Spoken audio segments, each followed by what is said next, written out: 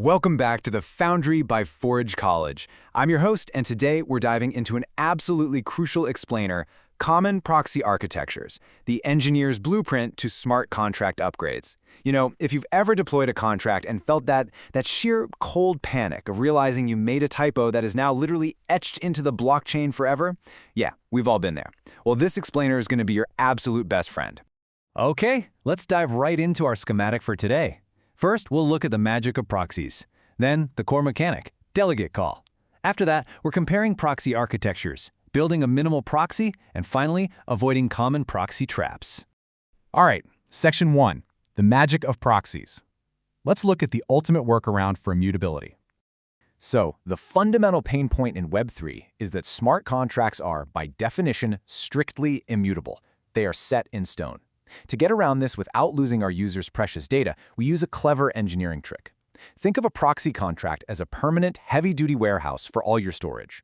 The implementation contract, on the other hand, is just an interchangeable operations manual for the workers inside.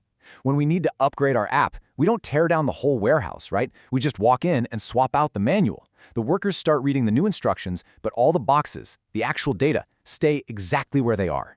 Which brings us to the absolute golden rule of proxies. Same storage, different code. I'll say that again, same storage, different code. When we upgrade the implementation, the storage layout constraint has to remain exactly the same. You literally cannot rearrange the warehouse shelves, because if you do, the new manual won't make any sense and, well, absolute chaos ensues. Your variables must stay in their original slots. Moving right along to Section 2, core mechanic, delegate call. This is the load-bearing pillar of the whole setup. To define our technical jargon clearly here, delegate call is an Ethereum virtual machine opcode that executes code from a target contract, which is our interchangeable manual, but strictly within the call-in contract's context. Actually, a simpler way to think about it is, it's a special EVM trick that essentially says to the implementation, hey, run that logic over there, but apply all the state changes to my storage, my message.sender, and my message.value right here. It completely preserves the proxy's context. And this brilliantly illustrates the step-by-step execution flow. First, the caller hits the proxy contract. Second, the proxy transparently forwards that call data using delegate call. Third, the implementation logic runs, mutating the proxy state, not its own. And finally, the result returns to the caller. The caller doesn't even need to know the implementation contract exists. The proxy acts as a complete invisible middleman.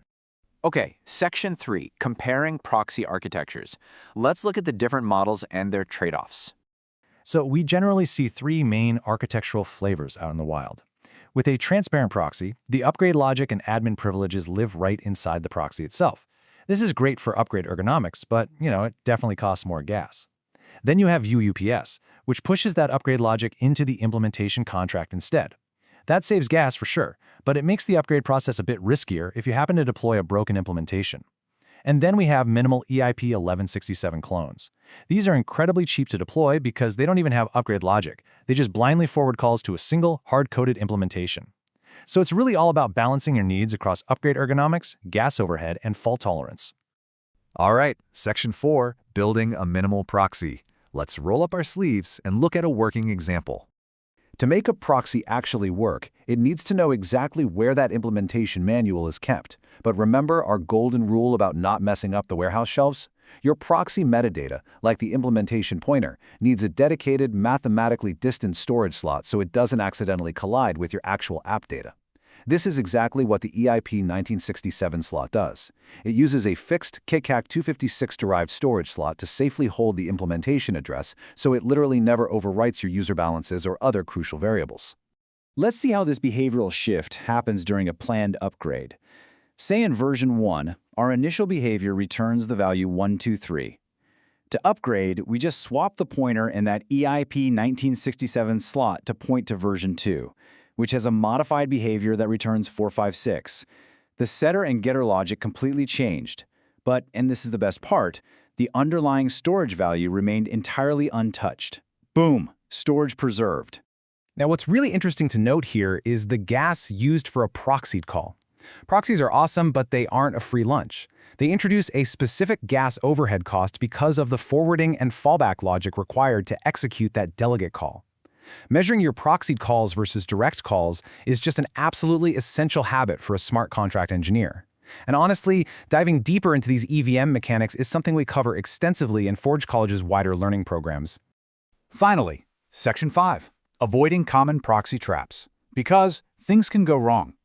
And when this delicate architecture fails, oh man, it fails spectacularly.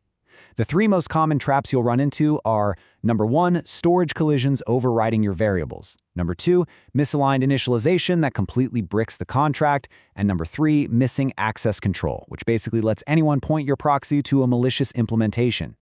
So I have to pose this critical question to you. How do we survive an upgrade without getting hacked or destroying our own data? This actually ties right back, a seamless callback really, to our previous lesson on access control flaws and common fixes. Dealing with centralized admin risks in proxies is absolutely priority number 1 for any developer. To summarize the practical fixes you've got to use. First, always use EIP 1967 pointers to prevent those nasty storage collisions. Second, properly bind the proxy address on initialization. For example, in your testing suite, make sure you verify that the ethers.contract instance binds the implementation ABI to the proxy address, not the implementation address. And finally, strictly secure admin access to your upgrade functions. If you follow these rules, you will survive the upgrade. And that brings us to the end of our explainer. Up next, in our Solidity and Ethereum Quest track, we'll be diving into fault tolerance and gas considerations. But before we go, I want to leave you with a thought. If your proxy admin keys were compromised today, how many seconds would it take for your entire protocol's storage to be wiped out? Definitely something to think about. Thank you so much for joining me, and be sure to visit forge.college to learn more about this subject and explore a ton of other fascinating Web3 topics. See you next time.